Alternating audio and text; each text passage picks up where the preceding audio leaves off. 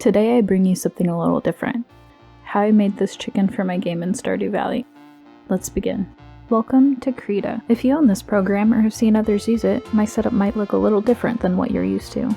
That's just because it really lets you customize the workspace to fit your needs. It also has presets and you can save your workspace so you can change it whenever you want. This isn't an ad, I'm just a fan of the program.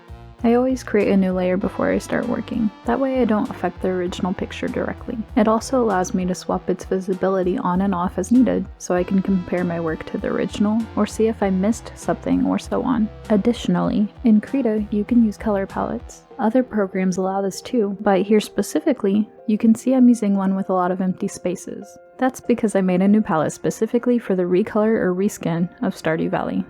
There are colors already filled in because prior to recording and coloring the brown chicken, I recolored the cat. I saved all of the colors I used for reference so that when I'm working on another asset, I can compare the colors to the ones I've previously used, which will create a cohesion between them. If I were to just randomly pick colors for what I thought looked good at the time, the values and range wouldn't line up for the various assets in the game, meaning they won't look like they go together at all.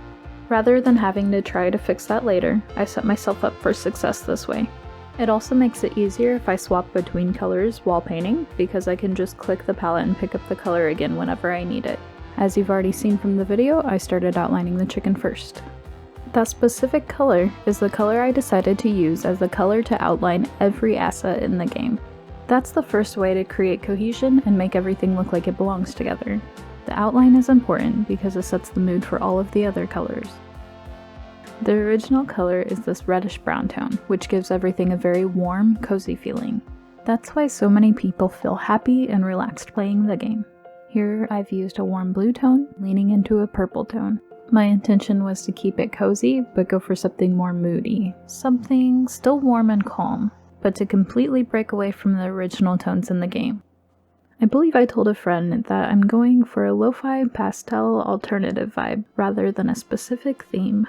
You can see that I tried using these brown tones that I randomly selected, but they were way too saturated.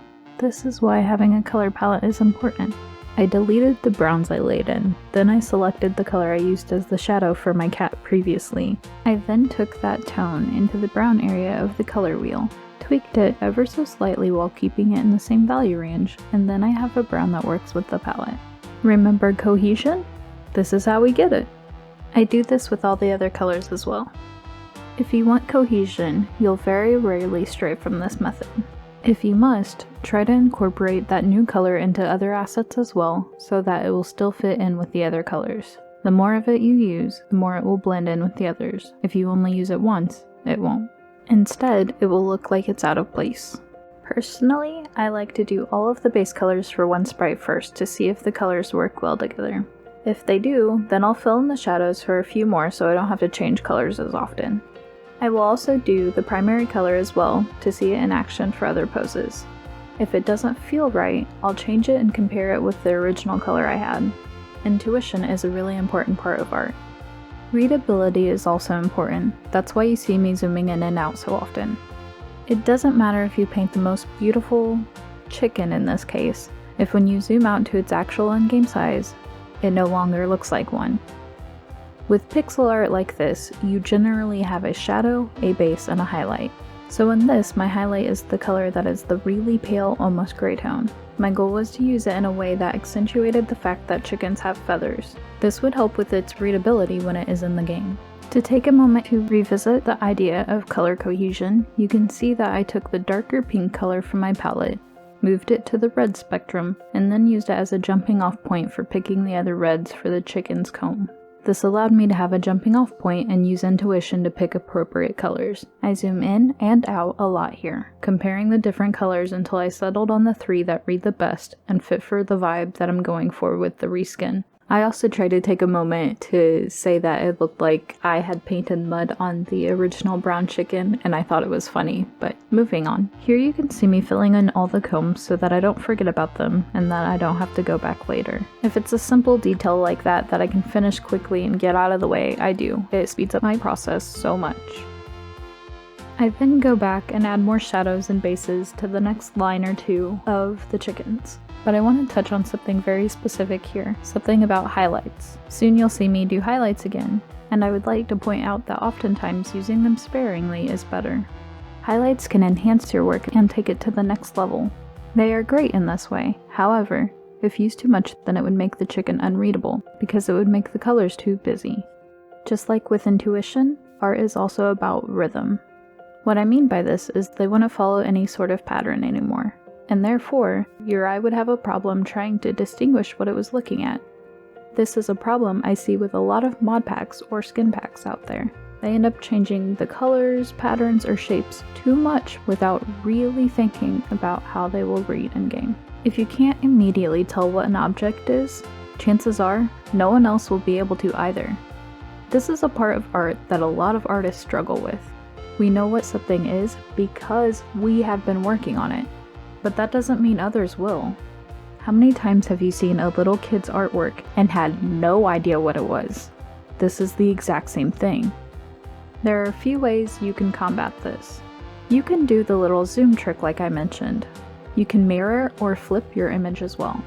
Or you can even have someone else look at it for you who will give you an honest opinion.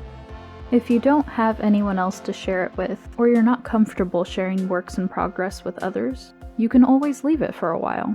Go get a snack or something, then come back to it with fresh eyes. A combination of some or all of these is perfect. It allows you to be critical and edit your work. These things will reset your brain, so to speak, so that you can better pick up on things that aren't quite right about the image.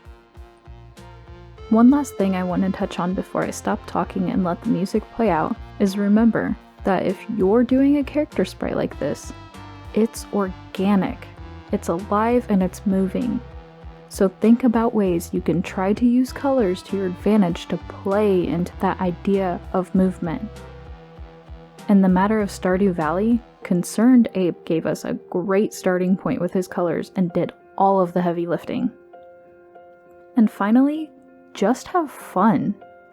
Like the wise Bob Ross and his Happy Trees taught us, sometimes the best parts of your artwork are the mistakes we make along the way. Not to get it confused with that friends thing. Sure, people you meet in your life can be cool and yada yada, but if you put too much pressure on your art, everyone, not just you, will be able to tell. It takes the life out of it. Stop killing your art. Stop killing your art. Stop killing your art. No one wants to have to come resuscitate it. With that being said, if you enjoyed this video, obligatory like and subscribe so you can see more like it. If you have any questions or comments, leave them below. I would love to see them, and I'm sure others would too. And while you're at it, be kind to yourself and others wherever you may go, or hopefully not go, because there's currently a global pandemic and yikes.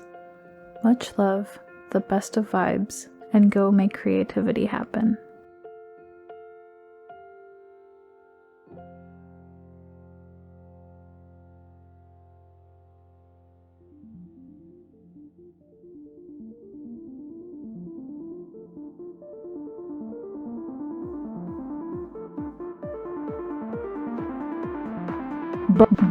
Bonus content.